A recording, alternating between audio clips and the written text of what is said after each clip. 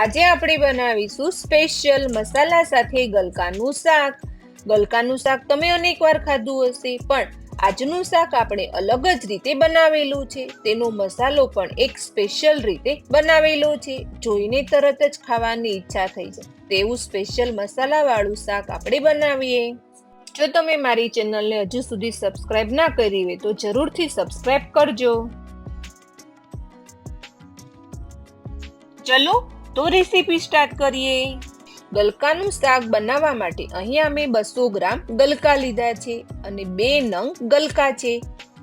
પહેલા ગલકાને આપણે સમારી લઈશું. ગલકાનો આગળનો ભાગ અને પાછળનો ભાગ નીકાળી દેવાનો છે અને પિલરની મદદથી આપણે છાલ સરસથી ઉતારી દેવાની છે. આપણે ભરેલા ગલકાનું શાક બનાવવાનું છે. ટુકડા કરીને તો હંમેશા ખાતા જોઈએ છીએ, પણ આજે તમને અલગ મસાલા સાથે અને અલગ રીતે ગલકાનું આપણે શાક બનાવીશું. આ જ રીતે બંને ગલકાની છાલ ઉતારી લેવાની છે. ગ્રીન ભાગ રહી ન જાય તેનું ધ્યાન રાખવાનું છે. ગલકાના મીડિયમ સાઈઝના પીસ કરી લીધા છે ને વચ્ચેથી કાપો મૂકવાનો છે, જેથી આપણે સરળતાથી મસાલો ભરી શકીએ. બધા જ ગલકા આ રીતે કાપો મૂકી તૈયાર કરી લેવાના છે.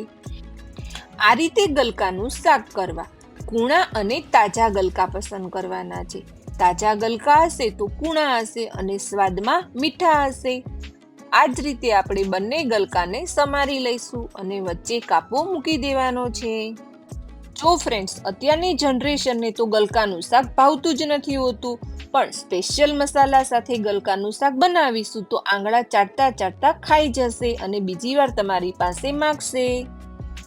હવે શાક બનાવવા માટે આપણે સ્પેશિયલ મસાલો બનાવવાનો છે. તો મેં 1 કપ સેવ લીધી છે. તેને આપણે ખાયણી દસ્તામાં ક્રશ કરી દેવાની છે. તમે પાપડી પણ લઈ શકો છો, ભાવનગરી ગાંઠિયા પણ લઈ શકો છો, અને એ કશું જ ના લેવું હોય તો ચણાના લોટને શેકીને પણ લઈ શકો છો. હવે તેને એક પ્લેટમાં નીકાળી દઈશું.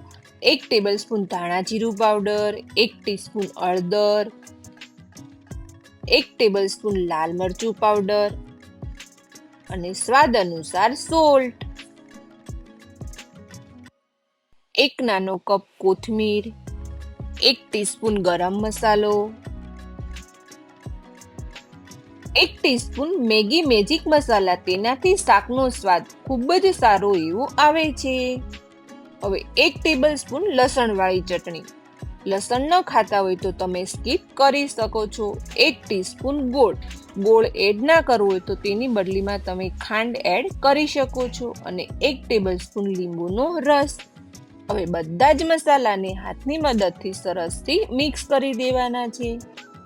તમે ગલકાનું શાક અનેકવાર બનાવ્યું હશે, પણ આ રીતે તો એકવાર જરૂરથી બનાવજો, જેથી નાનાથી લઈ મોટા બધાને ખૂબ જ ભાવશે.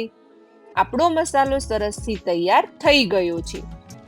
હવે ગલકાની અંદર મસાલો ભરી દઈશું.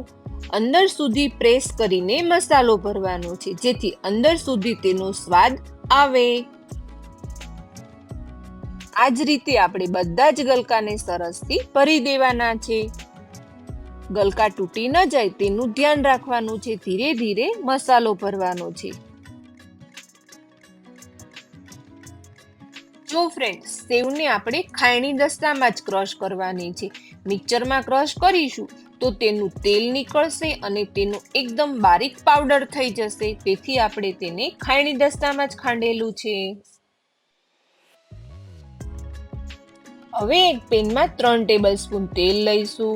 1 ટીસ્પૂન જીરું બ્રાઉન થાય ત્યારબાદ 1 ટીસ્પૂન હિંગ ને 1 ટમેટાની ગ્રેવી. ટમેટાની ગ્રેવી એડ કરીએ ત્યારબાદ તેને ઢાંકી દેવાનું છે, જેથી તેના છાંટા બહાર ના ઉડે. ટમેટાને હવે સરસથી મિક્સ કરી દેવાનું છે. અહીંયા મેં ટમેટા બારીક ચોપ કરેલા લીધા છે, જેથી શાકમાં એકદમ ક્રન્ચી ટેસ્ટ આવે. તમે તેની ગ્રેવી પણ લઈ શકો છો. ટમેટામાંથી તેલ છૂટું પડે ત્યાં સુધી તેને સાતળવાના છે. તેને 1 થી 2 મિનિટ સાતળવાના છે અને ચમચાની મદદથી સરસથી તેને પ્રેસ કરી દઈશું. ગેસની ફ્લેમ મીડિયમ ટુ લો જ રાખવાની છે. 1 થી 2 મિનિટ બાદ તમે જોઈ શકો છો આપણા ટમેટા સરસથી કૂક થઈ ગયા છે. તો હવે તેમાં આપણે ભરેલા ગલકા ઉમેરી દેવાના છે. ધીરે ધીરે બધા જ ગલકા આ રીતે મૂકી દેવાના છે. ગલકા આપણા તૂટી ન જાય તેનું ધ્યાન રાખવાનું છે. અને ગલકાને ટમેટાની ગ્રેવીમાં સરસથી મિક્સ કરી દેવાના છે. આમાં આપણે પાણી એડ નથી કરતા. ગલકામાં પાણીનો ભાગ વધારે હોય છે, જેથી તેને ઢાંકીને 1 થી 2 મિનિટ સરસથી કૂક કરવાનું છે.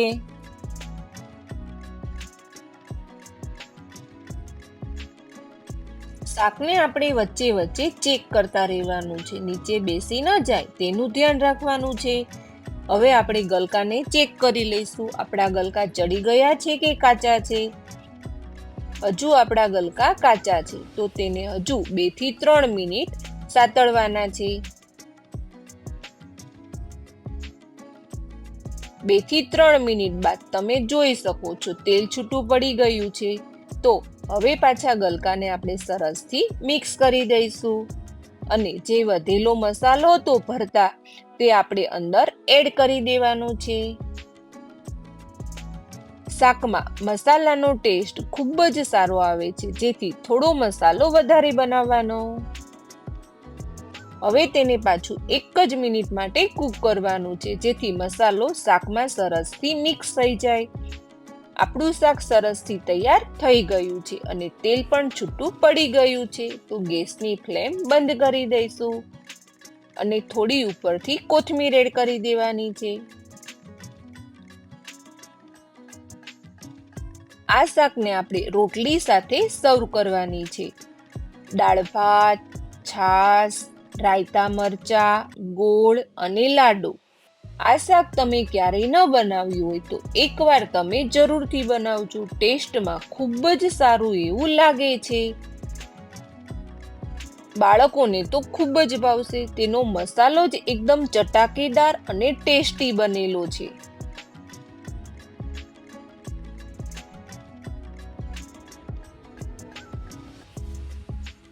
જો તમને મારો વિડીયો પસંદ આવ્યો હોય તો તેને લાઈક કરજો, શેર કરજો, સબસ્ક્રાઇબ કરજો.